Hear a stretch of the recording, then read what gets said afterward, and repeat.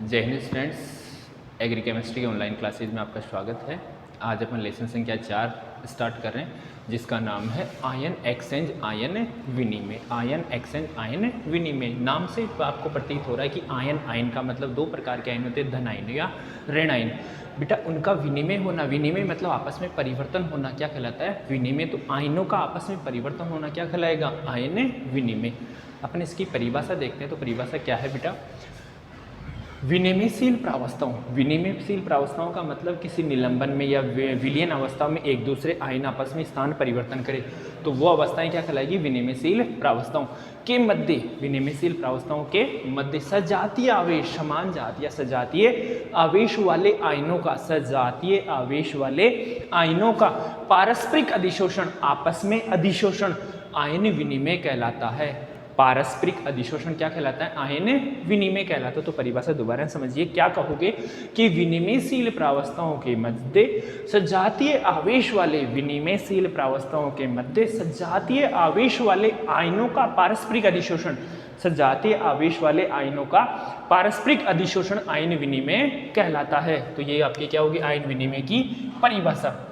अब समझिए, जो आयन विनिमय होता है वो दो प्रकार का होता है। आयन विनिमय कितने प्रकार का होता है? दो प्रकार का। क्वेश्चन पूछा जा सकता है आयन विनिमय किसे कहते हैं, इसके प्रकारों के नाम लिखिए।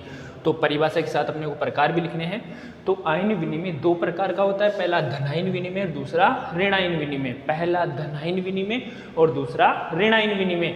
तो देखिए, सबसे पहला स्टार्ट करते हैं अपन धनायन विनिमय। कहते किसे हैं धनायन विनिमय? तो ध्यान रहे कि जो धनायन विनिमय एक पृष्ठीय परिघटना है, पूर्ण रूप से पृष्ठीय परिघटना है धनायन विनिमय। देखिए कहते किसे कि मर्दा संकीर्ण द्वारा, किसके द्वारा? मर्दा संकीर्ण द्वारा किसी विलयन अथवा अन्य पृष्ठ से, मर्दा संकीर्ण द्वारा किसी विलयन अथवा अन्य पृष्ठ से विशेष धनायन का अधिशोषण हो। क्या कह रहा है कि मर्दा संकीर्ण है, जो मर्दा अपने जिसका अपन ने चयन किया है, जिसपे अपन को विनिमय करवाना है, उस पर किसी विलयन अथवा अन्य पृष्ठ, या तो विलयन से या किसी अन्य पृष्ठ से विशेष धनायन का, किसी विशेष धनायन का क्या हो? अधिशोषण हो। किसी दूसरे धनायन को तो पृष्ठ पे क्या किया जाए? अधिशोषित किया जाए। साथ ही मूल सतह से, मूल सतह का मतलब जिस सतह पर अधिशोषण हो रहा है उस सतह से मुक्त होने वाली अभिक्रिया, भाई जैसे कोई तो अधिशोषित हुआ तो दूसरा उसके स्थान से निकला है, तो मुक्त होने के मध्य, उन मध्य की जो क्रियाएं हुई, उन क्रियाओं को क्या कहते हैं? धनायन विनिमय। मर्दा संकीर्ण द्वारा किसी विलयन अथवा पृष्ठ से किसी विशेष धनायन का अधिशोषण और उसी मूल सतह से मुक्त होने वाली, जो धनायन की मुक्त होने के मध्य जो क्रियाएं हुई, एक तो अधिशोषित हुआ और एक मुक्त हुआ, उन दोनों के मध्य जो क्रियाएं हुई वो सारी क्या कहलाते हैं? धनायन विनिमय। आगे देखिए, धनायन विनिमय क्या है? एक पृष्ठ क्रिया है। धनायन विनिमय एक पूर्ण रूप से पृष्ठ क्रिया है। दूसरा, यह मर्दा क्ले क्रिस्टल तथा ह्यूमस कणों के पृष्ठों, क्या क्या? यह मर्दा क्ले क्रिस्टल तथा ह्यूमस कणों के पृष्ठों या किसी अन्य पृष्ठ पर शीघ्र होती है। क्वेश्चन पूछा जा सकता है कि धनायन विनिमय की क्रिया कौन कौन सी है, किस किस पर शीघ्रता से होती है? तो किस किस पर? मर्दा क्ले क्रिस्टल और ह्यूमस कणों के पृष्ठों पर। मर्दा क्ले क्रिस्टल और ह्यूमस कणों के पृष्ठ पर क्या होती है? शीघ्रता से होती है। क्या होती है? शीघ्रता से होती है। क्वेश्चन पूछा जा सकता है शीघ्रता से होती है तो क्यों होती है? यहां पर देखिए, क्ले क्रिस्टल तथा ह्यूमस कणों के पृष्ठों पर ऋणावेश होने के कारण, कौन सा आवेश होने के कारण? ऋणावेश होने के कारण। यहां अपन एक वर्ड पढ़ा, अधिशोषण, किसी की सतह पर चिपकना। अब अधिशोषण होगा तो किसके द्वारा होगा? किसी भी धनायन या ऋणायन के द्वारा। तो पृष्ठ कौन सी थी? धनायन की। पृष्ठ कौन सी थी? धनायन। अब अगर कोई ऋणायन होगा तो धनायन के पास आकर्षित होकर जाएगा, और अगर पृष्ठ ऋणायन की तो उसके साथ कौन जाएगा? धनायन आकर्षित होकर जाएगा। क्यों? क्योंकि विपरीत आवेशित आयन एक दूसरे को आकर्षित करते हैं और सम्य आवेशित आयन एक दूसरे को प्रतिकर्षित। जैसे यदि कोई प्लस और प्लस है तो एक दूसरे को क्या करेंगे? प्रतिकर्षित। क्या कर देंगे? प्रतिकर्षित। और प्लस या माइनस है तो क्या करेंगे? आकर्षित। प्लस या माइनस क्या करेंगे? आकर्षित। तो समझिए, समान आवेश वाले आयन तो क्या करते हैं? प्रतिकर्षित, और विपरीत आवेश वाले आयन क्या करते हैं? आकर्षित। तो क्या हुआ? अधिशोषण। क्यों? कैसे हुआ अधिशोषण? कि पृष्ठ यदि धनायन है तो ऋणावेशित ऋणायन अधिशोषित होगा, और यदि पृष्ठ ऋणावेशित हो तो धनायन अधिशोषित होगा। तो यहां समझिए कि कणों के पृष्ठों पर कौन सा आवेश होता है? ऋणावेश। कणों के पृष्ठों पर कौन सा आवेश होता है? ऋणावेश। इसलिए अधिशोषण किसका हुआ? धनायन का। क्यों?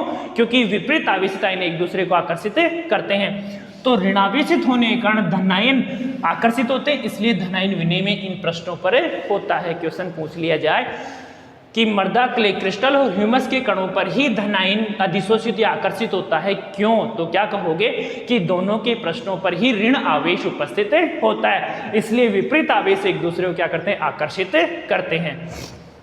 आगे नेक्स्ट टॉपिक है मृदा में धनायन विस्थापन के कारण। क्वेश्चन पूछा सकता है मृदा में धनायन विस्थापन के कारणों को स्पष्ट कीजिए। पहला कारण दे रखा है पौधों की जड़ों द्वारा स्वतंत्र हुए।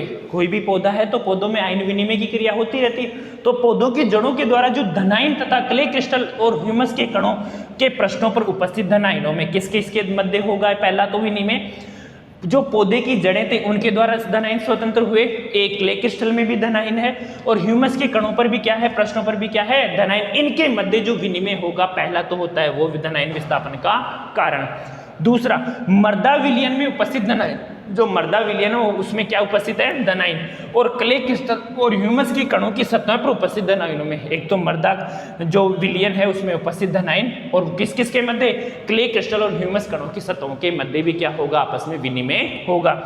तीसरा रीजन क्या कह सकते हैं कि दो क्ले क्रिस्टलों, दो ह्यूमस कणों या एक क्ले क्रिस्टल और एक ह्यूमस कण के मध्य, दो क्ले क्रिस्टलों या दो ह्यूमस कणों या एक क्ले क्रिस्टल और एक ह्यूमस क्रिस्टल के धनायनों के मध्य भी हो सकता है। तो समझिए किस किस के मध्य हो रहा है? एक तो जो पौधा धनायन अपनी जड़ों से धनायन दे रहा है उसके, और क्ले क्रिस्टल और ह्यूमस के कणों के मध्य हो सकता है। दूसरा किस किस के मध्य? मृदा विलयन में जो धनायन है वो प्लस क्ले क्रिस्टल और ह्यूमस के कणों के मध्य। तीसरा, दो क्ले क्रिस्टलों में हो सकता है, दो ह्यूमस कणों में भी हो सकता है, या एक क्ले क्रिस्टल और एक ह्यूमस के कण में भी, ह्यूमस क्रिस्टल में भी हो सकता है। इनके मध्य क्या होगा? धनायन का विस्थापन।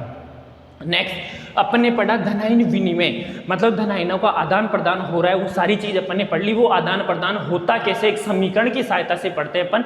तो यहाँ पर एक समीकरण दे रखे कि जो सॉइल, जो मृदा है, जो सॉइल मृदा है, जो मिट्टी है वो किसकी है? कैल्शियम की। किसकी है?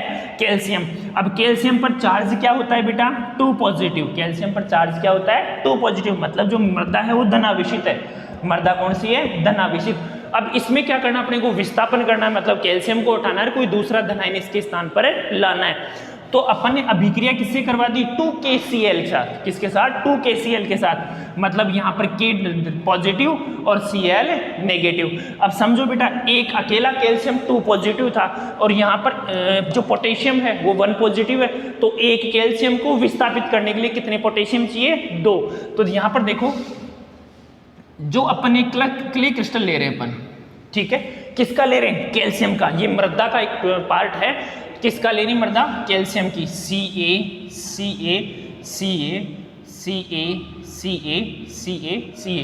जो मृदा है वो किसकी है? कैल्शियम की।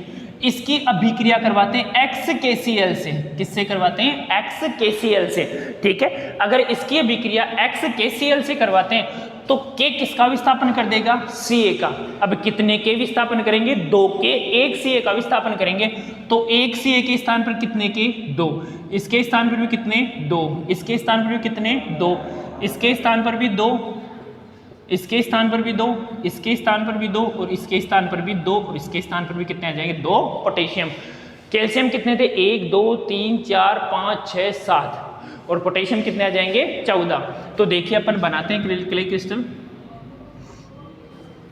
पोटेशियम कितने लगाने हैं? 14।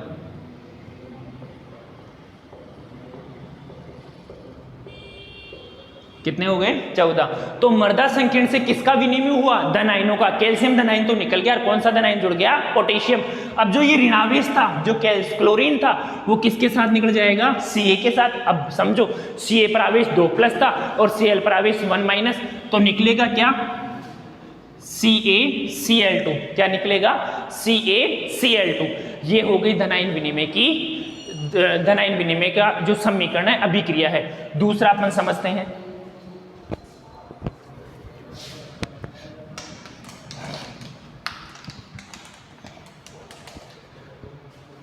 दूसरी दे रखी सॉइल दे रखी किसकी? हाइड्रोजन की। सॉइल किसकी दे रखी है? हाइड्रोजन की। यहां पर सारे क्या दे रखे हैं? हाइड्रोजन। ठीक है, ये क्या है? सॉइल। ठीक है, इसकी अभिक्रिया करवा रहे हैं KCl से, तो पॉजिटिव और नेगेटिव। एक पोटेशियम किसका प्रतिस्थापन करेगा, एक हाइड्रोजन का। एक पोटेशियम किसका प्रतिस्थापन करेगा, हाइड्रोजन का। तो वही अपन अगर सॉइल बनाए तो यहाँ पर तो ये तो क्या है सॉइल, अब हाइड्रोजन के स्थान पे क्या आ गया, पोटेशियम। हाइड्रोजन के स्थान पे क्या आ गया, पोटेशियम, प्लस निकल क्या गया, HCl। क्या निकल गया, HCl। ठीक है, तो यहाँ पर जो सॉइल है वो यहाँ पर तो किसकी थी, हाइड्रोजन धन आयन की थी, यहाँ पर किसकी हो गई, पोटेशियम धन आयन की। तो ये हो गई, क्या होगा, एक्सचेंज जो हो रहा है, आयनों का एक्सचेंज हो रहा है, इसका क्या है, ये समीकरण है। इसके बाद में अपन बात करते हैं धनायन विनिमय की क्रियाविधि। अब धनायन विनिमय की क्रियाविधि की अगर बात करें तो धनायन विनिमय की क्रियाविधि 1 नंबर का क्वेश्चन पूछा जा सकता है, किस सिद्धांत पर आधारित है। धनायन विनिमय की क्रियाविधि किस सिद्धांत पर आधारित है, तो धनायन विनिमय की क्रियाविधि विद्युत गति के सिद्धांत पर आधारित है। कौन से सिद्धांत पर आधारित है, विद्युत गति की। धनायन विनिमय की क्रियाविधि विद्युत गति के सिद्धांत पर आधारित है। 1 नंबर में क्वेश्चन इसका पूछा जा सकता है। अब आगे अगर इसकी बात करें तो होता क्या है, धनायन विनिमय की क्रियाविधि में सिद्धांत के अनुसार इसमें क्रिया होती क्या है। तो सबसे पहले अपन एक लेते हैं आयनिक द्विपरत। आयनिक द्विपरत, जैसे अपन ने ये ले ली माइनस, इसके बाद में क्या आ गए प्लस, तो आयनों की द्विपरत हो गई ना, ये आयनों की द्विपरत, जिसमें बाहरी परत तो किसकी होती है, धन आयनों की। जिसमें बाहरी परत तो किसकी होती है, धन आयनों की, और आंतरिक परत किसकी होती है, ऋण आयनों की। बाहरी परत तो किसकी, धन आयनों की, आंतरिक परत किसकी होती है, ऋण आयनों की। तो आयनिक द्विपरत में एक धन आयन, एक क्या हो गया, ऋण आयन। अब इसके जो विनिमयशील प्रावस्था या निलंबन की अवस्था में क्या होता है कि इसमें जो विलयन भरा होता है उसमें क्या होते हैं, गतिशील धन आयन होते हैं। गतिशील क्या होते हैं, धन आयन। तो ये विनिमयशील प्रावस्थाओं में ये क्या करते हैं, धनायन इन आयनिक द्विपरतों के मध्य आ जाते हैं। धनायन किसके मध्य आ जाते हैं, आयनिक द्विपरतों के मध्य आ जाते हैं, और आयनिक द्विपरतों के मध्य आकर यहाँ के धनायनों को क्या कर देते हैं, विस्थापित कर देते हैं। यहाँ के धनायनों क्या कर देते हैं, विस्थापित। क्यों, क्योंकि अंदर क्या है, ऋणायन, तो ये ऋणायन क्या कर देगा, धनायन को अधिशोषित कर लेगा, तो बाहरी धनायन क्या हो जाएगा, यहाँ से हट जाएगा, और उसका क्या हो जाएगा, विस्थापन। यही कहलाता है बेटा धनायन विनिमय की क्रियाविधि और विद्युत गति के सिद्धांत के आधार पर धनायनों का विस्थापन।